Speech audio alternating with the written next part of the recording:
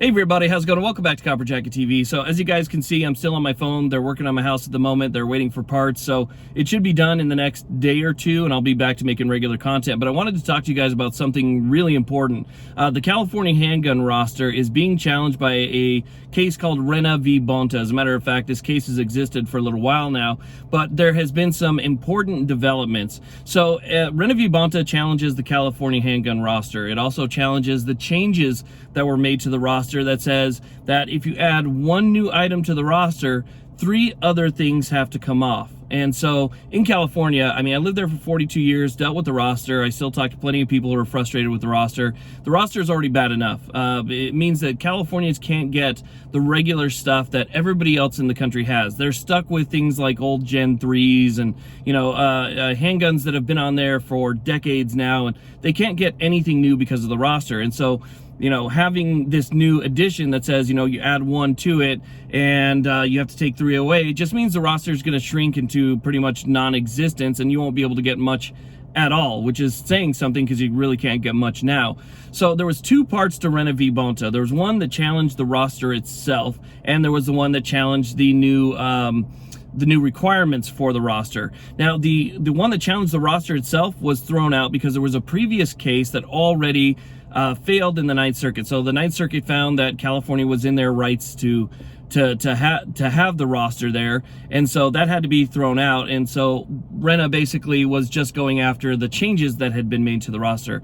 However, now because of the Bruen decision, and the Bruen decision basically saying that, hey, the state's 2-step approach can no longer be used, now they can actually go back and put that back on, and they're going to re-challenge the roster with Rena V. Bonta. So while Rena was split up into those 2 pieces, challenging the new stuff and the roster itself, it's now been rejoined, and now they can challenge the roster itself and the changes themselves too. But here's the thing: the Ninth Circuit now has to follow text history and tradition instead of the 2-step approach that they used in the past.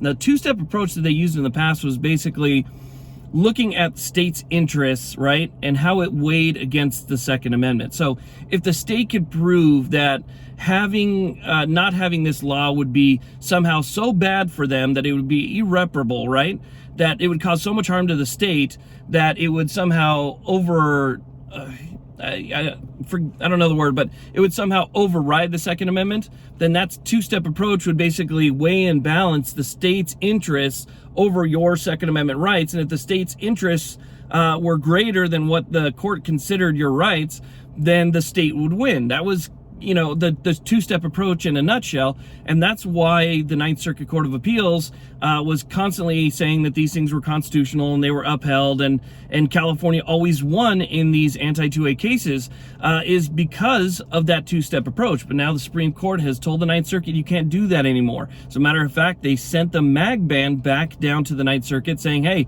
we've vacated that decision. It's no longer constitutional, a constitutional ruling for the Ninth Circuit. We want you to take another look at this case, and we want you to use that 2-step approach that was we want you to use text history and tradition instead of the 2-step approach.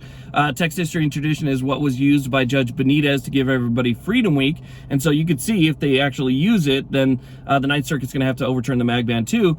But when Rena V. Bonta is heard by the Ninth Circuit, they are going to have to look at the roster in that fashion. So they're going to have to look at the roster in text, history, and tradition instead of the 2-step approach. So weighing the interest of the state versus your rights is no longer applicable. The court has said that. They've affirmed it. They've reaffirmed it. And so now they have to follow that rule when they look at this. So what do we need to do? We need to look back between 1869 and the date that the Second Amendment was ratified into the Constitution. So between the 1860s, 1870s, and the date that it was ratified, you have to look between those 2 time periods, and you have to look for some sort of historical precedent that says that there was a roster or something similar to a list of approved things that citizens could have in that time period. And if there was no approved list of things that was government, approved list of things that people could have,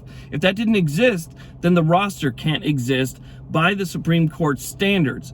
So if I did as much research as possible, I Googled it all day long, I couldn't find anything in history that even seemed like it could be some type of roster of approved arms for people in that time period at all. So if I can't find it, and I've looked absolutely everywhere, then they're not going to be able to find it either. And there is no way to get around any other decision that that roster is therefore unconstitutional based on the text of the Second Amendment, based on the history of the Second Amendment, and based on the tradition of the Second Amendment. So now that both sides, the new stuff that was added to the roster and the roster itself are back together and can move forward to the Ninth Circuit.